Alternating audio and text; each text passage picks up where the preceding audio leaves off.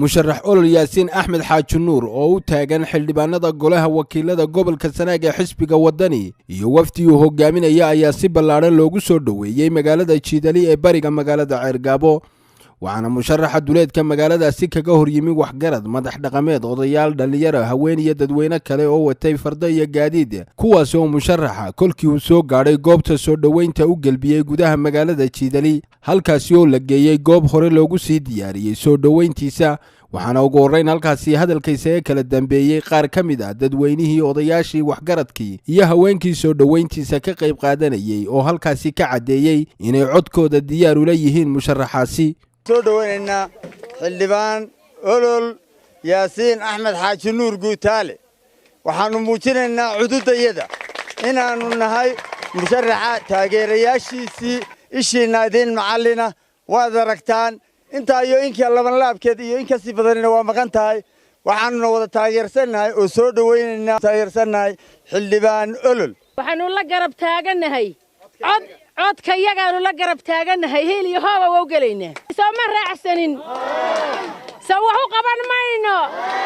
soo ugu ridi mayno soo daani mayno soo diyaar ma nihin olol yaasiin axmed xaaji nuur oo ka sharaxan xusbi wadani aad iyo aad waxaanu leenahay dadka warilihiina waxa arkeen mugdaynu ku jiray mugdaynu ka baxayna wax la qabanayaa ma jiro dadkii waxba la isugu dhiibaya wax la tagayaa wasal xusbiga wadani baynu xoojinayna oo nolol cusub aynu galayna waxay hore waa isla dumeen dadku ay ilahoodii bay qabaan aragoodii bay qabaan isbedelkaasay u baahan yihiin waxaan balyeynayna musharaxiintii reer ku lahaana waanu ka soo xullay ninka waanu soo xullay waana nin u qalma hambal yaanu leenahay codkana waa la siinayaa xisbiga waxaanu ku soo dhaweynaynaa olol yaasiin axmed xaaji nuur mana aha dheeldheel iyo cayaaro runtii waxa waanu dooranaynaa isagaanu dooranaynaa haddii aanu nahay Jiidali xildhibaanka aad iyo aad ugu kalsoonahay waxaanuna ku soo dhaweynaynaa qalbi furan iyo daacad ayaanu ku soo dhaweynaynaa kuna dooranaynaa haddii aanu Jiidali nahay halkan waxaanu ku soo dhaweynaynaa xildhibaan olol yaasiin axmed xaaji nuur oo ah degmada Jiidaliyeed oo aan ahayn nin reer ah laakiin degmada Jiidaliyeed ilaa minbuur ilaa mi bannaan codka Jiidaliyeedna waxa la yiraahdaa ma aha reer wada jir baa la yiraahdaa Jiidali maanta waxay la soo baxaysaa olol aliyay ku sidii kara sadriga iyo laabtana wixii aad la selashiyo sarmigiyo wixii adag si fudud u akhri kara xaalka aad ku sugan tahay si wacan u garan kara waa ka saaka noo yimiye usmadiyaha u sarakaco sacbadaha loo tumo diyaar baanu nahay taageero cod mid walba inaanu isla kin garab taagno oo aanu xildhibaanka la soo baxno annaga oo dantayada eegayna sababtoo ah waa mutacallin dhalinyaro ah waa nin u baahan yahay dalku isbedelka xisbiga laftigiisa waa loo baahan yahay waxaanu la garab taaganahay codkayaga inaanu siino warsaasiin mayno soo ugu ridi mayno soo daani mayno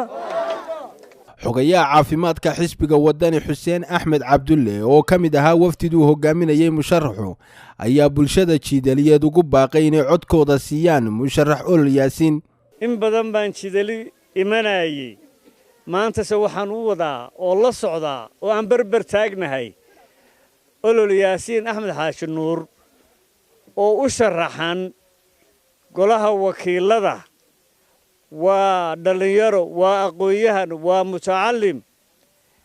wax badan buu Jiidali haddii ilaahay ku guuleeyo oo aad codka siisaan wax badan buu Jiidali u qabanayaa reer Jiidaliyeedow diyaar ma u tihiin codkeena siisaan ku khasaari maysaan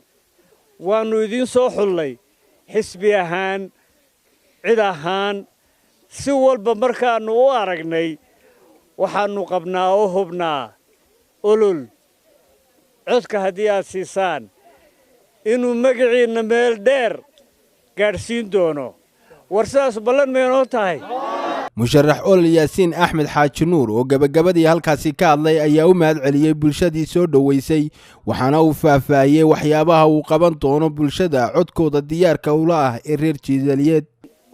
waan mahad idiin mahad celinayaa sida sharafta iyo karaamada leh ee aad ii soo dhaweyseen waxay tusaysaa kalsooni inaan degmadii aan ka soo jeeday iyo magaaladii aan ku barbaaray iyo meeshii aan hayaanka nolosha ka soo bilaabay oo ah iskuulkan aynu maanta joogno sharaf bay tahay iyo qiimo ay tahay inaad saa igu soo dhaweysaan magaalada waynu wada joogaynaa saldhigayga iyo meesha aan ololaha ka bilaabayo jiidali baa ugu horeynaysa innaguna haddii aynu noolnahay waynu wada joogaynaa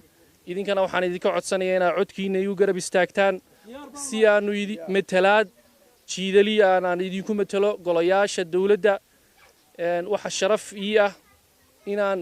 jiidali ku dhashay oon ku barbaaray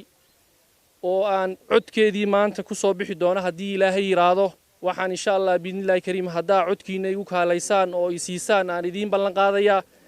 inay jiidali noqon doonto magaalo